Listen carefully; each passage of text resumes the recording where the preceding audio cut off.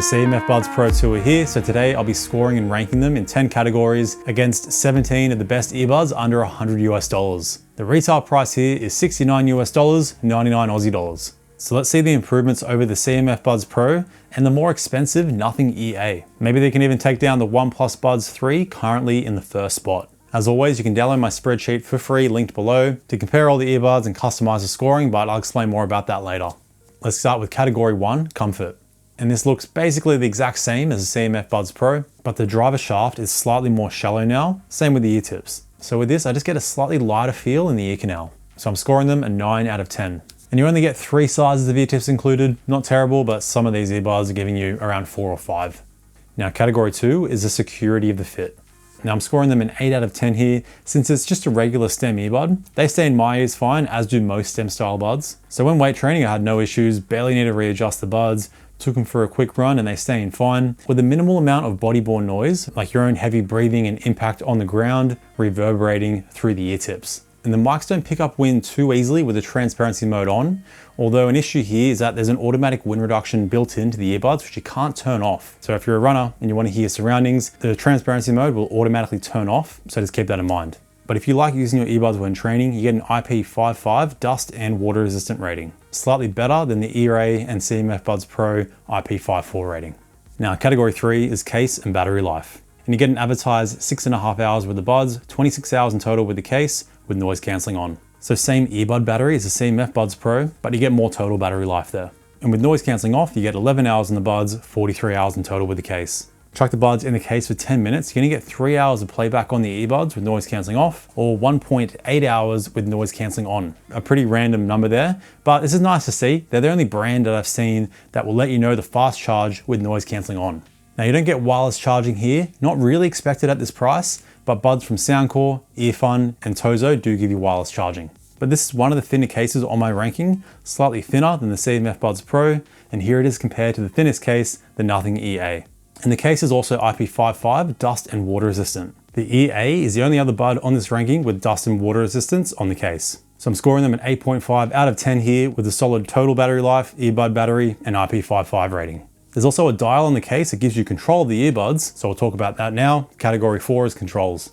Starting with the buds though, so you get the same touch controls as the CMF Buds Pro with a double tap, triple tap, long hold, as well as a tap and hold. No single tap, which limits you slightly, but it's nice to see the double tap and hold in there to make up for it. And you get decent customization of the left and right earbuds, but with some limitations. So the double tap, you can set to play, pause, track control, or voice assistant. Triple tap is for track control and voice assistant only. Long hold, you can only set as voice assistant or your ambient control. But you are able to add noise cancelling off into the mix or choose whichever 2 options there. The tap and hold is just for volume and voice assistant, but I find this the best option for volume anyway.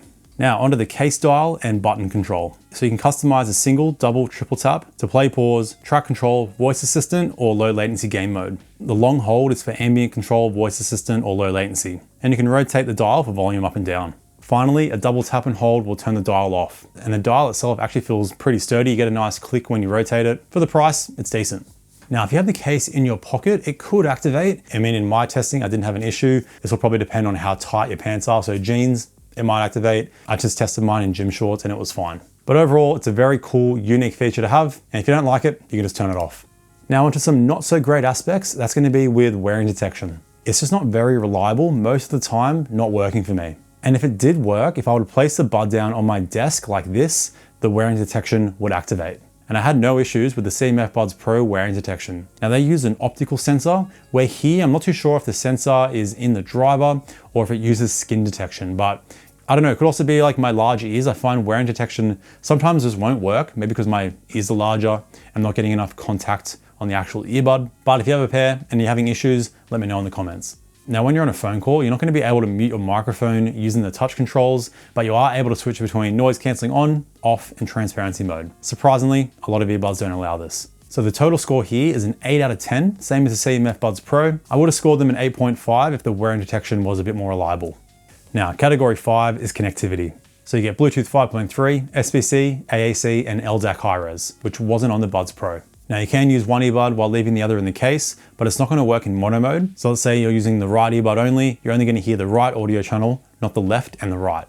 But you now get multi-point connection, which the Buds Pro didn't have. So you can have two devices connected to the earbuds at the same time. You just need to pause your playback on one device before playing it on the other device. And I found going from a MacBook Pro M1 to my iPhone 15 Pro, sometimes will take about 6 to 8 seconds for that audio to kick in. So a bit on the slower side.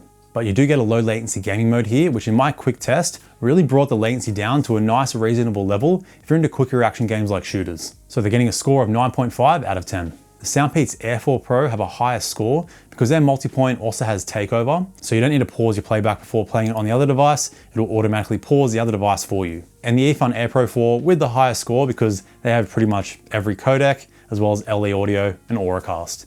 Now, category 6 is call quality, and I run through 3 tests: a quiet room, simulation crowd noise, and a simulation windy city with construction noise. Final score is the average of all 3 tests. Now, like I said before, you can't mute your microphone using the touch controls, but you can switch between noise cancelling on, off, and transparency mode. And the overall call quality sounds basically the same as the Nothing EA, which has a high score of 8.5 out of 10. So here are the samples compared to the Nothing EA and CMF Buds Pro. Alright, here's the call quality of the CMF Buds Pro in a quiet room. Alright, here's the call quality of the CMF Buds Pro 2 in a quiet room. Alright, here's the call quality of the Nothing EA in a quiet room.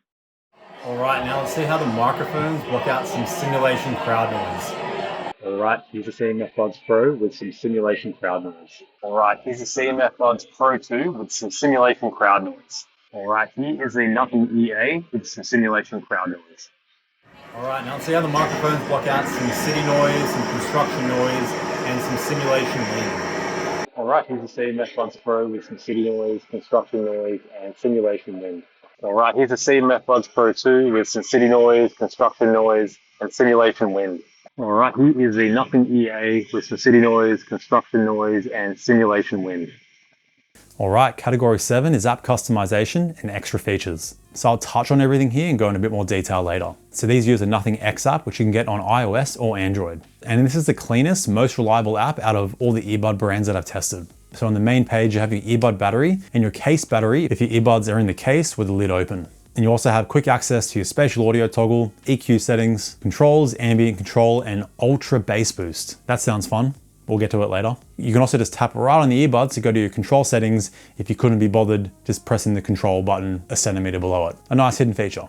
Now your EQ setting gives you a basic 3-band EQ customization, 5 presets, and Durac Optio enhancement, which is like adaptive sound based on how the buds fit you. I'll explain all the extra sound features later. Now that settings tab at the top right has your less common customization. So you have your wearing detection and low latency toggle, and ear tip fit test. Find My Buds will emit a beep from the earbuds if you misplace them, and you have your firmware updates as well. So total score here is an 8.5 out of 10. I'm scoring them half a point higher than the Buds Pro because you get spatial audio and that Durac, what is it? And the Durac Optio enhancement. And these are also not available on the Nothing EA. The higher ranked buds mainly giving you better EQ customization with more bands, some extra small features. If you want to compare all these small details, it's in the spreadsheet linked below. Alright, category 8 is noise cancelling, and how I test my noise cancelling. I chuck on my soundbar nice and loud and play simulation plain noise and crowd noise, so I get low, middle, high consistent as well as inconsistent sounds. So here are the scores for the plain noise test, the crowd noise test, and the total is the average rounded up to the nearest half. So in the plain noise test, they're up there with the best, blocking out noticeably more low engine frequency sound compared to the Buds Pro and EA. When it came to the crowd noise test, it was about the same as the CMF Buds Pro. Still a pretty decent improvement. Now, when it comes to EQ shift, this is how your sound quality changes with noise cancelling on compared to transparency compared to noise cancelling off. So from noise cancelling to transparency, there's barely any shift, which is good because they're probably going to be the 2 main features that you use. With noise cancelling off, there's about a 10% bass reduction, which is more than I would like to see, but this is an improvement over the roughly 20% bass reduction the CMF Buds Pro had with noise cancelling off. But you can still use noise cancelling with one earbud while leaving the other in the case, and you can use the touch controls to switch between your modes. And the Pro 2 has the same automatic wind reduction seen on the Buds Pro and Nothing EA.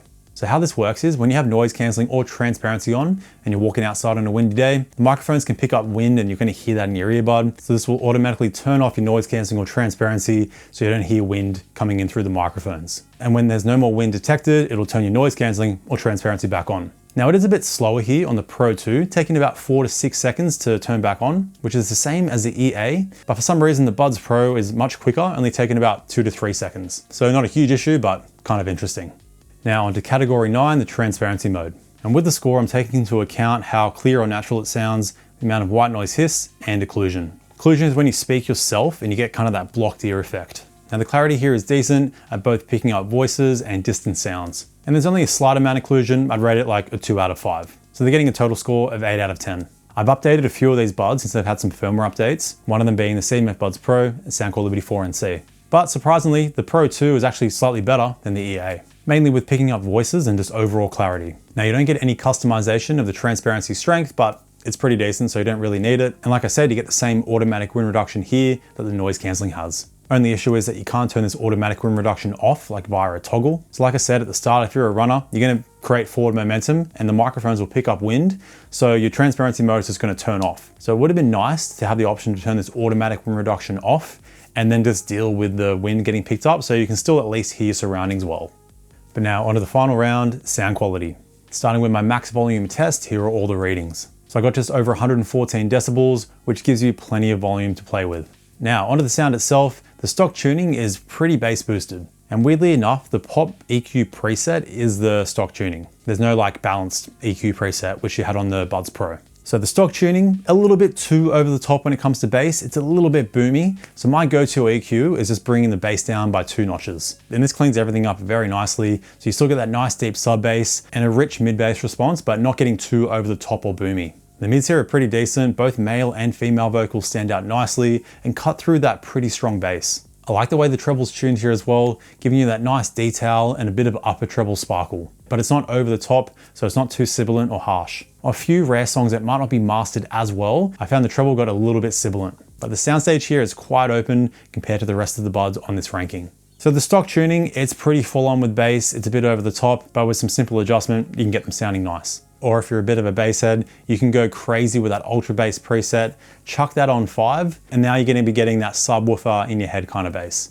Now that Durack Optio preset is supposed to optimize the audio based on correction technology. So I think it's like adaptive audio based on how the buds fit or maybe your ear canal shape. It doesn't specifically say, but for me, it opens up the sound a lot, but the bass gets too over the top, especially with mid bass. It's very boomy and the treble gets dialed back. So at least for me, it's not great. The spatial audio is pretty good though. Keep in mind when you turn it on, it's gonna increase the volume, which will make it sound like the buds sound better.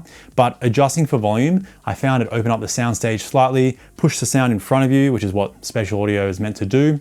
And it does it with a pretty minimal amount of reverb. There's still a little bit of reverb to it, so like instrumentation and vocals sound a bit different, but it's fun to play around with. So with all this, I'm scoring the Pro 2 an 8.5 out of 10. It's a pretty noticeable improvement over the CMF Buds Pro. Especially with the mid-range, the Buds Pro were pretty recessed when it came to mids. Do keep in mind though, the CMF Buds Pro, at least for me, I can't EQ, everything sounds kind of strange. So if you own the Buds Pro, let me know if you have the same issue. But overall, I'm putting the sound on par with the Nothing EA.